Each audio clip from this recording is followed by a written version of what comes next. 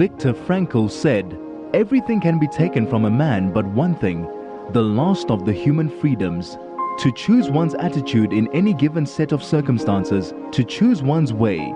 This is Finding Human with Sue Jackson. Stay tuned for the next hour as Sue explores the human psyche, what makes us tick, and how to live better, more fulfilled and more meaningful lives. Only on 101.9 High FM. Hello, this is Sue Jackson on the Finding Human program on 101.9 High FM. My guest today is Pamela Ngubane, and our topic is Shalom Salam.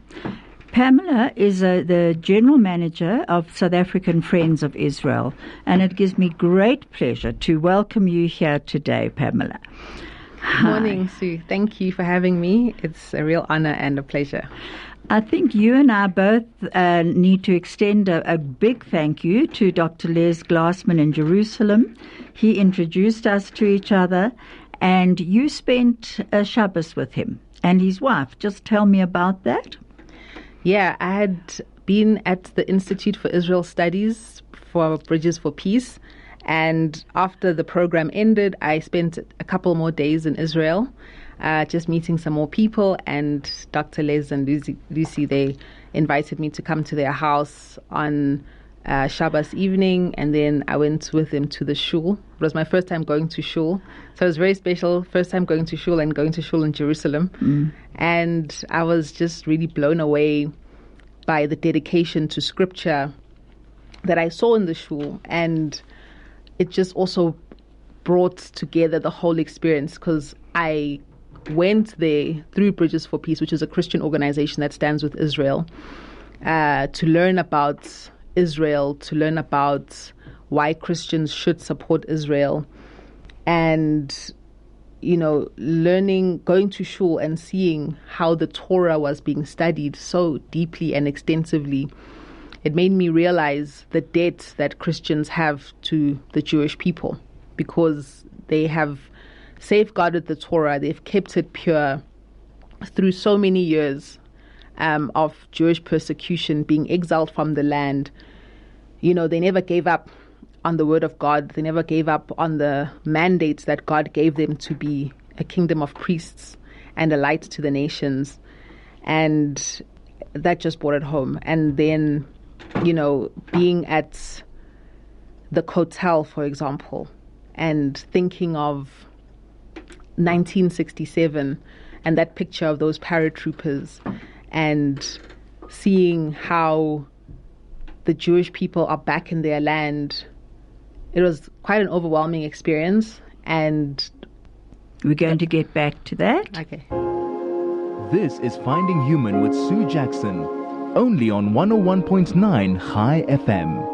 Hello, this is Sue Jackson, and I'm back with you on the Finding Human program, and my guest today is Pamela Ngubane, and we're talking about her visit to Israel, and she is part of, well, actually she's you are more than that. You actually run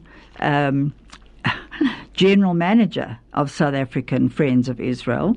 So we were talking about her visit to Israel, but before we actually go on to Israel, I would like Pamela to give us a bit of a background of her own parents and her own studies, because she is a historian. Tell me a little bit about your dad. So my dad studied medicine at University of Natal. He was part of the SRC with Steve Biko. Ah. Yeah, and they were obviously very politically active. He grew up in a family in Njanga in KZN, in the Valley of a Thousand Hills area. And my grandmother, when my grandfather passed away, she dedicated herself to making sure that her kids all had a good education, university education. So my father was 9 when his father passed away. He was the last of 6 children. And my grandmother made sure they all went to university. So my uncle, first my aunt Catherine was the firstborn, and she became a nurse. My uncle John became a priest through Marion Hill Seminary. Then my aunt Harriet went to Marion Hill too, and she became a teacher there. And through her, my aunt and uncle Ernest and Ernestine, who are twins, went to school there. And then my father also went to school at Marion Hill. So education was very important to the family then. Yes. She understood that education is the key to a better future. And, Nelson Mandela said the same thing. Education is the key to creating a better life and a better future for everyone. Mm-hmm. And it's something I tell everyone, that we all need to really be focused on education. It's the only way we're going to fix this country. So he did all the way to high school at Marion Hill. My aunt Harriet Ngubane also, as she taught there, she became an anthropologist. She went to Cambridge University. That's where she got her PhD in anthropology. She wrote a book called Body and Mind in Zulu Medicine, which debunked 100 years worth of British anthropological studies on the Zulu medicine culture. And Pam, I've actually got something to say about that. My brother, we were told he wouldn't live to be 12, and my parents got a faith healer in from KwaZulu-Natal Midlands, whether it was from Marion Hill, I don't know, who actually came and worked with my brother. My brother never told us. He was about 9, I think, at the time. And my brother never told us what happened, but he came and my brother lived to be a good age. Yeah, amazing. So there is the understanding that the body and the mind all come together in healing. It's not just a physical issue. It's a mental one too, spiritual one too. So that book was a bestseller for years. Even now it's still referenced. And the Japanese, for example, use it in their environmentalism. Oh. Yeah. So my father studied all the way to high school, and like my aunt also taught at Marion Hill. He taught Latin.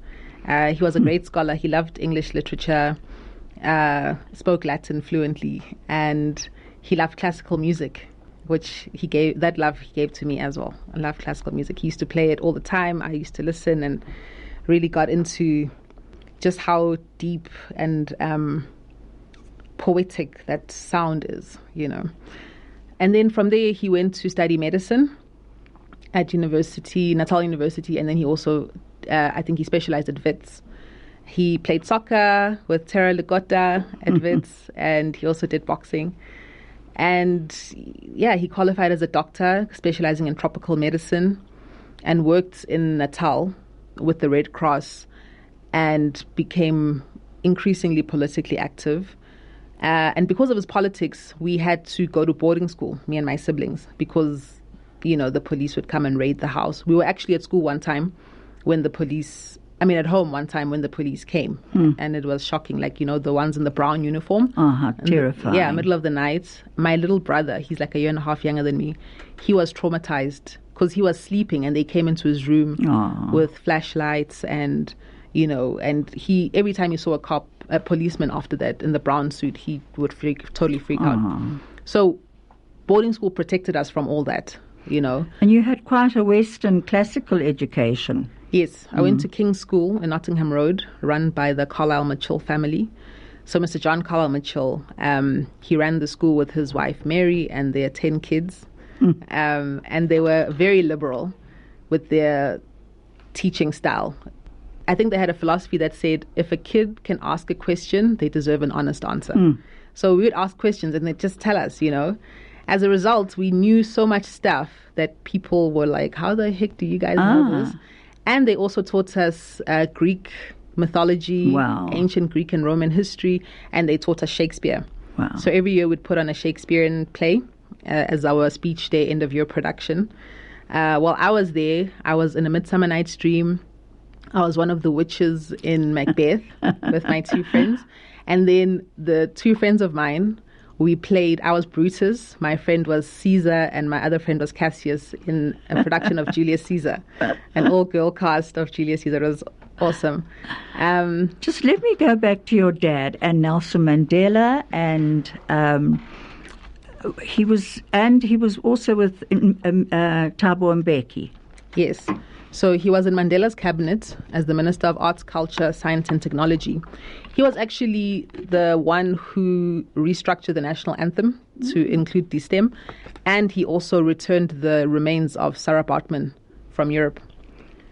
Oh, wow. Yeah. He must have worked with Dr. Jeannie, Professor Jeannie Rudolph then, with the anthem. Yes. And he also oversaw the establishment of the South African Large Telescope in the Karoo. Oh. So we went there for its launch. I think I was in varsity by then. And it was funny. The professor was describing a aerial phenomenon.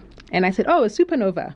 He's like, how the heck do you know about supernova? I said, I learned about that in primary school. And he was like, there's absolutely no way. That's university level astrophysics. I was like, well, go talk to the Carlisle Mitchells in Nottingham Road. They told me about a supernova.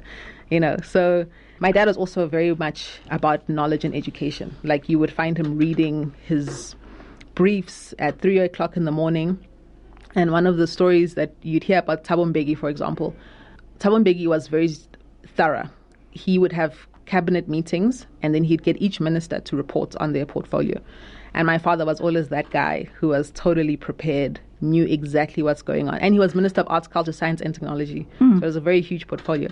But he managed to cover all the bases all the time. Then he became Premier of Natal for a short time after Dr. Frank Mhlalose passed away. And that was also a very interesting time. I was in high school then. Still at boarding school. St. Anne's this time in Hilton. And one year he spoke, and my brothers went to Michael House. So one year he spoke at the Michael House Speech Day. Then he spoke at the St. Anne's Speech Day. And he spoke at the Hilton Speech Day. I was in the band. And Hilton and St. Anne's had a joint band. So I saw my dad speak at 3 speech days in 1 year pretty much. Because I went to be part of the Hilton Speech Day as the joint band with Hilton. And what did that mean to you, hearing your father speak? There's an element of mission and legacy that I think everyone wants to have as a human being. And I think that's what that gave me. However, I had to make it my own. And I feel now I'm sort of coming into my own in terms of my mission as a servant of my people.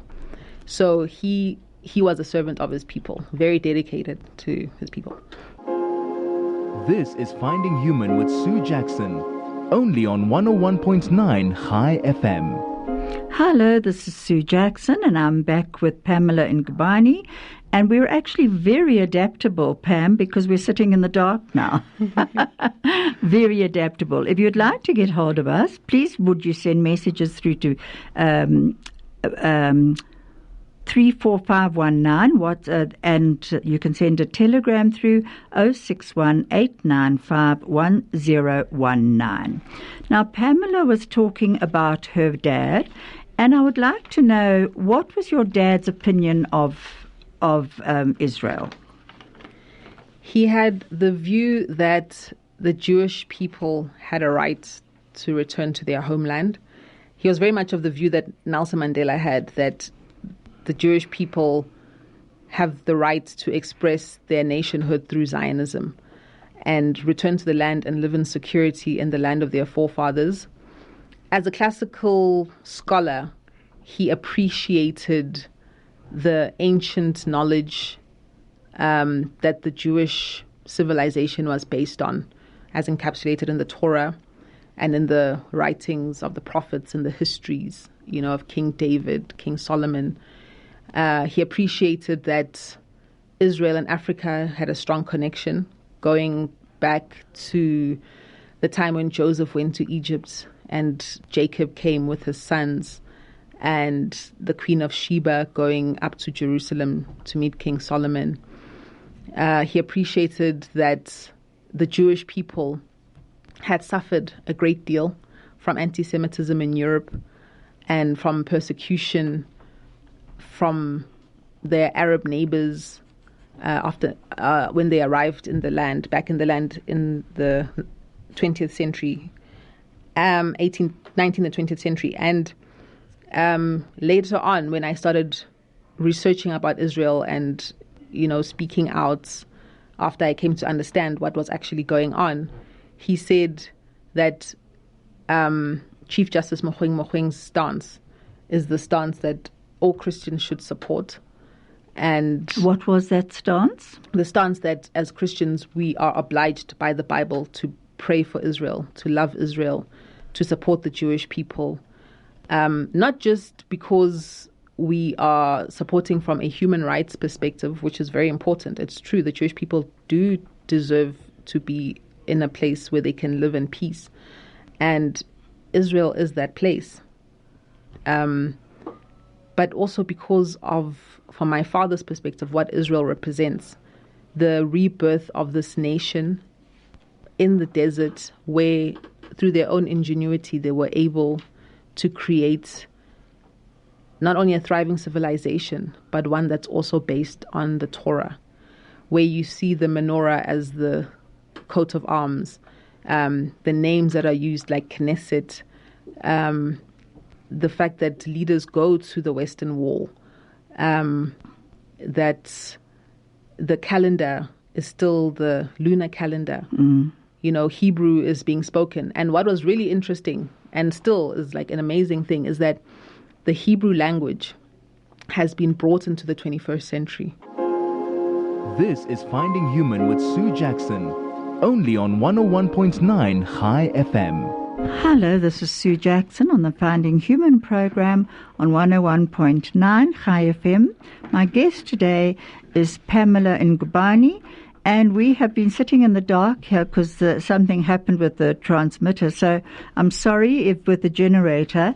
We both have remained remarkably calm, actually, Pamela, and we're back on air. So for all of you listening in, I'm sorry about that. Now, I would actually like to ask Pamela, you know, your dad's narrative on Israel was one narrative. And now South African narrative has changed towards Israel completely, calling it an apartheid state. What is your view on that? Okay, first of all, it's not the South African narrative. It's the narrative of a few people, and it's not even universally accepted in the ANC. It's just that those who are anti-Israel are so violent and loud that they appear to be in the majority, but they're not. It's unfortunate because, you know, one would expect those who support Israel to have the courage of their convictions and actually stand up against the noisy bullies. But that's not always what happens. And, you know, just over time in history, we hear great men saying that. Einstein said it, Martin Luther King said it. It's not the evil people who make the world a terrible place. It's the good people who keep quiet and do nothing about it. So this is what South African Friends of Israel is trying to do. It's trying to get all those good people who support Israel to have the courage of their convictions and stand up and say, this is why we support Israel. That's why it's very important to educate people about Israel. This is why, for example, the Tel Aviv Heats weren't allowed to come here, because when people see this multiracial... The rugby ones. Yes, the rugby team. When people see this multi-ethnic, multiracial rugby team from Israel, they're not going to believe the nonsense that Israel's an apartheid state. You know, that was an impossible thing to see during apartheid as a black person in a South African rugby team, not even a colored person. Absolutely. You know, I went to school, the school I went to, King's, was... stripped of its government support because it was the first private school in South Africa to allow black kids. And before that happened, kids used to be smuggled into the school in the trunks of a priest's car, you know, so that they get a good education. So there's absolutely no way this apartheid narrative could be true. But I think where it comes from is it has its foundation in anti-Semitism. Anti-Semitism comes from the fact that you have people who reject God's authority not being able to stand the evidence of God's authority, which is represented by the Jewish people. There's no reason why the Jewish people should exist today, given the historical trends of all the other people of the world. Machu Picchu, they don't exist anymore. The ancient Egyptians. There's that poem by Ezra Pound called Ozymandias, where he talks about the statue of King Ramses, where he says, my kingdom will stand for 1,000 years. And then he says, I saw the statue lying broken on the ground, covered with the sands of the desert. Who would have thought that the pyramid builders would no longer be alive today as a culture? And yet, ancient Egypt, and yet ancient Israel still survives in its culture, its language, its religion. And like I was saying before the electricity went off, it's amazing that Hebrew, this ancient language that Moses spoke to the people, is now being used to create the Iron Dome and the camera pill and the iron, the new one now with the laser beams. It's being done in the Hebrew language. It's absolutely miraculous. And there's no reason why this is happening except because there is a plan by the creator of the universe to have it so. You mentioned the Dalai Lama to me when we were talking before coming in here. What did you say the Dalai Lama said? So the Dalai Lama was speaking to Chief Rabbi Jonathan Sachs of blessed memory, and he said to him, how did you guys do it? How have you survived for 2,000 years in exile, persecution, having to move around just to survive? We've been in exile for less than 100 years and we're falling apart. And Chief Rabbi Jonathan Sachs basically told him that it's because we know why we are here. So we have a mission, in other words, he said. Yes, there's a deep mission, and it's to be a kingdom of priests to the world, to be a light to the nations. And it's a message which is being reinforced from generation to generation. Just like God said to Joshua, you will teach your kids, you will talk about this when you wake up, when you sit down, when you go to sleep, you'll have it on your doorpost, you'll have it on your right hand, So this mission that the Jewish people have, it's so deep, and yet, one of the, I can't remember if it was Rabbi Y.Y. Jacobson, who said, it's not that God chose Abraham and the Jewish people, it's that the Jewish people chose God. So Abraham said yes to God when he was being persecuted by Nimrod to worship idols. He said no, he chooses God because he saw the moon, he saw the sun, and he realized that there's someone more than those. And he chose God. And just like that, they talk about a story how God went to all the nations of the earth and offered them the Torah. But it was the Jewish people who said they will take it. And so they chose God, and that's why they are chosen by God. And they chose this mission. And that's one of the reasons why God said he loved Jacob and hated Esau, because Jacob embraced the mission of his father, whereas Esau rejected it.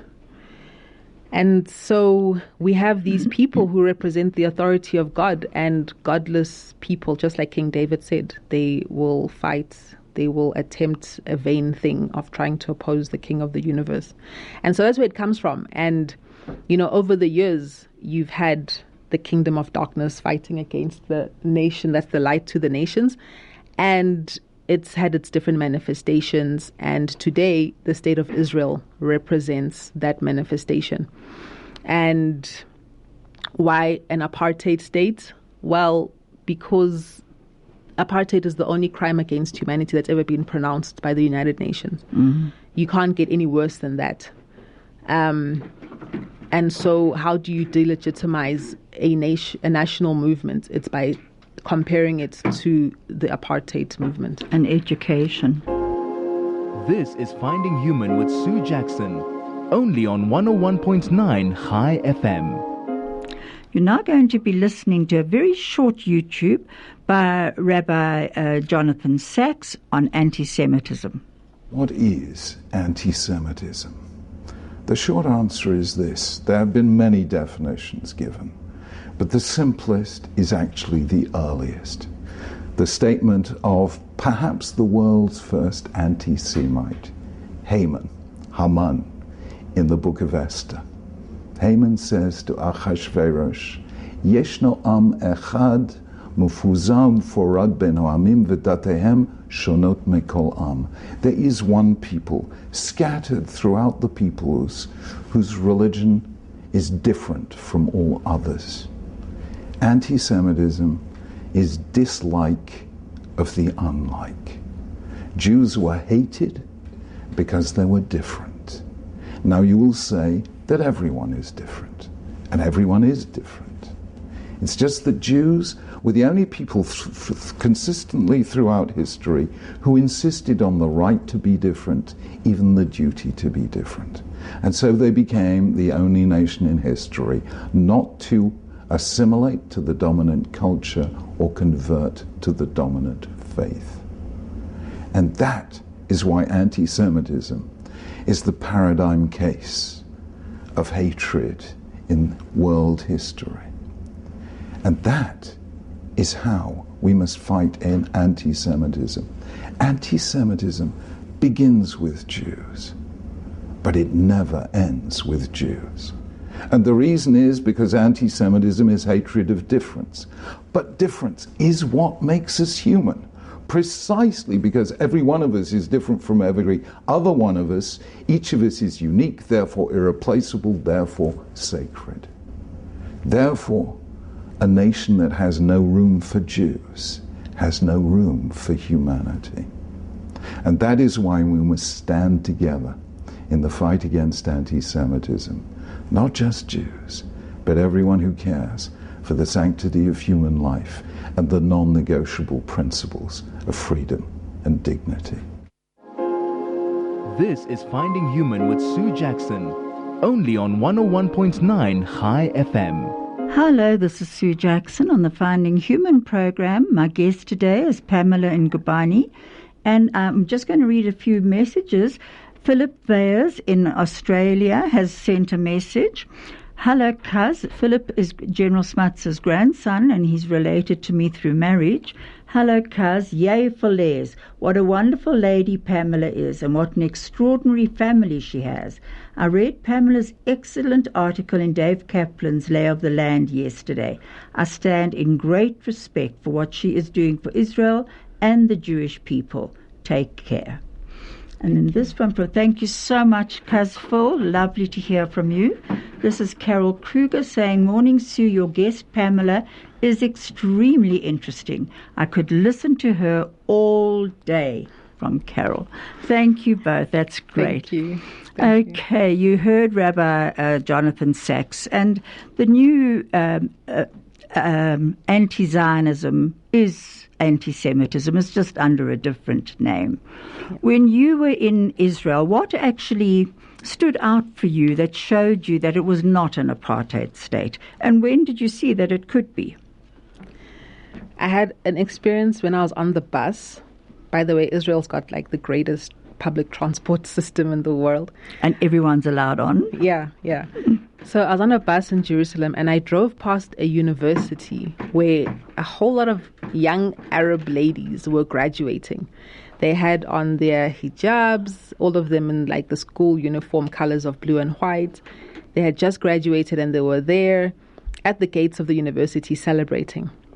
And I just thought, during apartheid, if black people had been celebrating in Pretoria their graduation, they would have had those brown uniformed police come and beat them up and humiliate them. Mm-hmm. Because how dare you, subhuman creature, show your joy in front of us?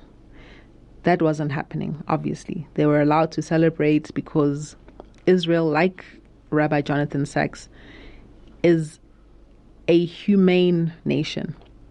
In fact, there's a saying that when you save a life, it's like you've saved the whole world. This is the Jewish ethos.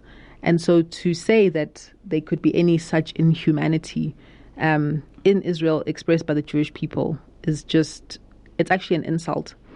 And so this is what stood out for me more than anything. And then we also went to a school called the Tourism School, if I'm not mistaken. And they had kids from Ethiopia and Russia and all over the world, all Jewish kids and also Arab kids and also Christian kids and secular kids, all together at the school, learning as Israelis how to make the world a better place, how to experience their own full potential as individuals. And it's a big school, but somehow the teachers have crafted a curriculum where every individual is celebrated and nurtured. And just like Chief Rabbi Jonathan Sacks said, that is what humanity is. all of us are different, but all of us are sacred at the same time. Absolutely. And then when did you actually see apartheid in Israel? Ironically, I saw apartheid when we went into Area A, where we didn't actually go into Area A, but we drove past in an armored bus because we were in the Judean hillside. And we drove past entrances into Area A where they had on red boards, no Jews allowed, no Israelis allowed. So anyone who had an Israeli number plate or anyone who was visibly Jewish, if they went into those Palestinian Authority-controlled areas, would probably have been killed or arrested or something. I don't know what would have happened. But anyway, there was in big red letters, no Jews allowed. And so I thought this is very ironic. Is anyone from the United Nations concerned about the fact that there are no Jew areas in the Judean hills? Judean free. Yes, exactly. No blacks, no Jews. That's what apartheid was. And even here, no Jews were allowed in some white areas and a lot of white areas, So it goes back to, this is anti-Semitism. This is a decision to not allow Jewish people a place where they can be free to be Jews in safety. And what could be more anti-Semitic than that? To deny Jews the right to be free and safe to be Jews. So, Pamela, what is your view for the future as far as your work is concerned and getting your words out there? We have a lot of campaigns that we've planned with our Christian allies. One of them is a Hatikva competition. So we're going to churches and schools and inviting them to participate in a Hatikva competition. They will sing Hatikva and upload it onto our social media platforms, and then our followers who have liked our page will vote on who they think is the best. Obviously, Hatikva is the national anthem of Israel, and we're doing this competition to celebrate Israel's 75 years of rebirth, and we look forward to as many people participating as possible. That sounds wonderful. This is Finding Human with Sue Jackson, only on 101.9 High FM. Hello, this is Sue Jackson, and I'm back with Pamela Ngubane. And we were talking about her views on Israel and how she's going to speak out and get other churches involved and to change the narrative. I read a very interesting article of yours about the Anglican Church, which I would suggest people would get hold of to read. And then also, I was looking at different hospitals because I've had my own experience of this. And it said Jewish and Arab health professionals unite in solidarity. And they are uniting and trying to show this peaceful coexistence and cooperation between Jews and Arabs against the growing conflict that's going on at the moment. And they are united. And I have experienced that myself. Visiting my daughter when she was having a baby, she roomed in with an Arab woman who had twins.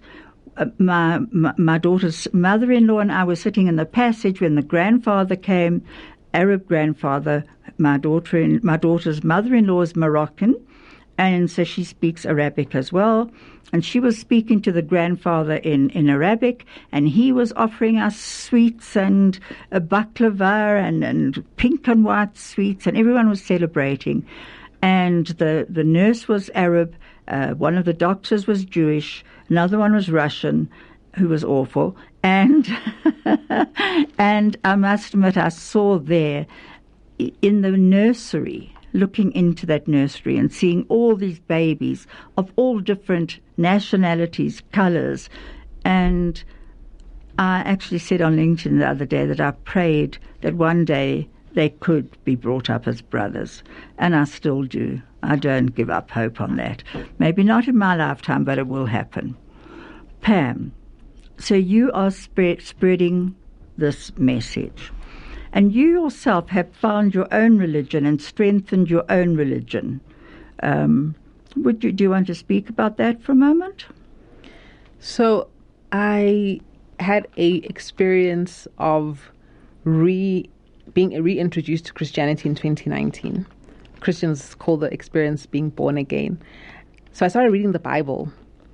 And one of the things that hit me first of all was this incredible history that is recounted in what Christians call the Old Testament, but also realizing that Jesus was actually a Jew.